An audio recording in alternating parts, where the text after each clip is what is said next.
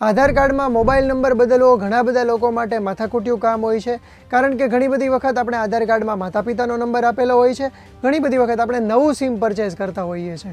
તો આ કામ હવે સરળતાથી થઈ જશે અને તમે આસાનીથી ઘરે બેઠા પોતાના આધાર કાર્ડનો નંબર ચેન્જ કરી શકશો.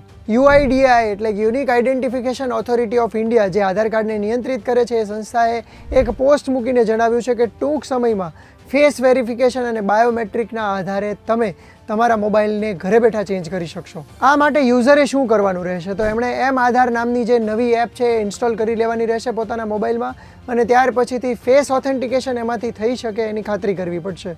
મોસ્ટલી આ કામ એન્ડ્રોઈડ સ્માર્ટફોન્સ કે પછી iOSમાં જ થઈ શકતું હોય છે. તમે ફીચર ફોનમાં આ કામ નહીં કરી શકો. જેમાં સૌથી પહેલાં તો તમારે નવી આધાર એપ ડાઉનલોડ કરવાની હોય છે, ત્યાર પછીથી OTP વેરિફિકેશન કરાવવાનું હોય છે, અને એટલા માટે તમારે એક વખત તો જૂના નંબરમાં આવેલો OTP આપવો જ પડશે. ત્યાર પછીથી ફેસ ઓથેન્ટિકેશન અને 50 રૂપિયાની ફી ભરવાની રહેશે. ફોર્મ સબમિટ કર્યા પછી તમને મળેલા URN નંબર ઉપરથી તમે UIDAIની જે એપ છે અથવા તો વેબસાઇટ છે એના ઉપરથી સ્ટેટસ ચેક કરી શકશો. હવે કોઈ વ્યક્તિ એમ કહે છે કે મારો મોબાઈલ ખોવાઈ ગયો છે અથવા તો સિમ કાર્ડ ખોવાઈ ગયું છે અને જૂનું સિમ મારી પાસે નથી, તો એ વ્યક્તિ ઓનલાઈન પોતાનો મોબાઈલ નંબર ચેન્જ ન કરાવી શકે. એ માટે એને સેન્ટરે જ જવું પડે. આ ઓફલાઈન પ્રક્રિયામાં તમારી બાયોમેટ્રિક ચકાસણી પણ કરવામાં આવશે અને ત્યાર પછીથી તમારો નંબર બદલી આપવામાં આવશે. એમાં પણ તમારે 50 રૂપિયાનું જે ફી છે એ તો ભરવાની રહેશે જ. તો મિત્રો, ભવિષ્યમાં જ્યારે UIDAI દ્વારા આ સુવિધાને શરૂ કરવામાં આવે છે ત્યારે સિનિયર સિટીઝન્સને ખૂબ ફાયદો થશે અને જે લાંબી લાઈનો હોય છે આધાર સેન્ટર પર એ ઓછી થઈ જશે, એટલે કે ઘણી બધી ઝંઝટમાંથી મુક્તિ મળવાની છે.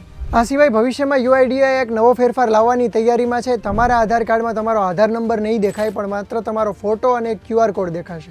આ QR કોડ સ્કેન કરીને હોસ્પિટલ હોય, હોટેલ હોય કે પછી સિમ કાર્ડની ખરીદી હોય, એ બધી જગ્યાએ તમને સુવિધા મળશે. તમારા આધાર કાર્ડનો મિસયુઝ થવાનો કે એમાં કોઈ પણ પ્રકારનું એડિટિંગ થવાનો ચાન્સ ઘટી જશે અને સુરક્ષા વધશે.